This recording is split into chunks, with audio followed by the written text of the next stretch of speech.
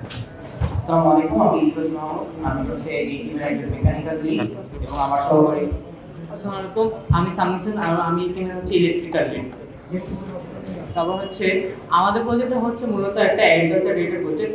আমরা হচ্ছে দীর্ঘদিন ধরে হচ্ছে কৃষকের বিভিন্ন সমস্যা পর্যবেক্ষণ করি এবং হচ্ছে সেই সমস্যা কিভাবে আমরা সমাধান করতে পারি সেই অনুযায়ী আমরা একটা রোবট বানাই। আমাদের দীর্ঘ 1 বছরের প্ল্যানিং এবং হচ্ছে আমাদের দীর্ঘ 1 বছরের প্রচেষ্টার ফলে হচ্ছে আমরা একটা রোবট বানাতে সক্ষম হয়েছি।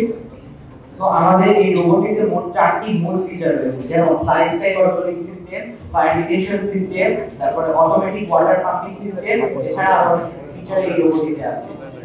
এর বাদে হচ্ছে আমাদের ফার্মল্যান্ডে বিভিন্ন ধরনের সেফটি ইস্যু থাকে এবং আমাদের কৃষকরা অনেক বেশি অনিরাপদ প্লেসে কাজ করে।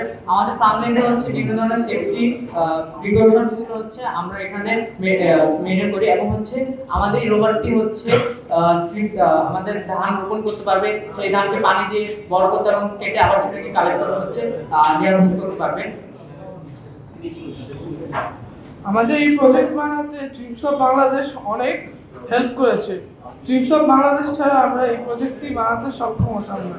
তো আমাদের ইতিমধ্যে পুরো বাংলাদেশ ইন্টারন্যাশনাল একটা গ্লোবাল সমস্যা হয়ে দাঁড়িয়েছে যে ইলিগালি স্যান্ড বা স্টোন মাইনিং বা রেজিং। এর কারণে আমরা একটা স্মার্ট সেন্সর বেস ডিটেক্টর বানাতে পেরেছি, যার মাধ্যমে আমরা ইলিগালি স্যান্ড বা স্টোন রেজিং রোধ করতে পারি।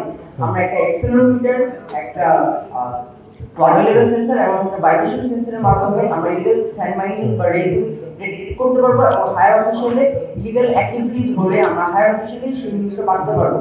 এবং আমাদের একটা প্রশ্ন থেকে যেতে পারে যে আমাদের এই ভাইব্রেশন সেন্সরের মাধ্যমে যেহেতু ডিটেকশন করে করা হচ্ছে যে কোনো ফেক অ্যালার্ম বা ফলস অ্যালার্ম বা পসিবিলিটিস থাকতে পারে, এর জন্য আমরা এক্সাক্ট ক্যালিব্রেশন ইউজ করছি, যার মাধ্যমে আমরা আমাদের এক্সাক্ট ক্যালিব্রেশনের মাধ্যমে একদম রাইট ইনফরমেশনটা আমরা হায়ার অফিসিয়ালকে পাঠাতে পারবো।